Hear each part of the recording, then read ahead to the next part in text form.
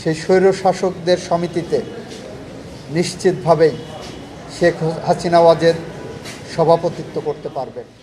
জুলাই গণঅভ্যুত্থানের সময় সংঘটিত মানবতা বিরোধী অপরাধের মামলায় ক্ষমতাচ্যুত সাবেক প্রধানমন্ত্রী শেখ হাসিনা সহ ৩ আসামির বিরুদ্ধে সূচনা বক্তব্য উপস্থাপন শুরু হয়েছে। চিফ প্রসিকিউটর মোহাম্মদ তাজুল ইসলাম সূচনা বক্তব্য রাখছেন।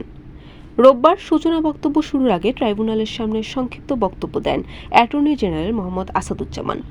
মোহাম্মদ আসাদুজ্জামান বলেন, আজকের দিনটি ঐতিহাসিক। পৃথিবীর ইতিহাসে শেখ হাসিনার মতো কোনো স্বৈরাচারের জন্ম হয়নি। তিনি পৃথিবীর শ্রেষ্ঠ মিথ্যাবাদী স্বৈরাচার। এদিন বেলা 11:15টার দিকে আদালতে শুনানি শুরু হয়। ট্রাইব্যুনালের চিফ প্রসিকিউটর মোহাম্মদ তাজুল ইসলাম সূচনা বক্তব্য শুরুতেই তিনি তদন্ত প্রতিবেদন দাখিল সহ বিভিন্ন বিষয় উপস্থাপন করেন। সূচনা বক্তব্যে অ্যাটর্নি জেনারেল বলেন, স্বৈরাচারদের সমিতি করা হলে শেখ হাসিনা সভাপতি হতেন।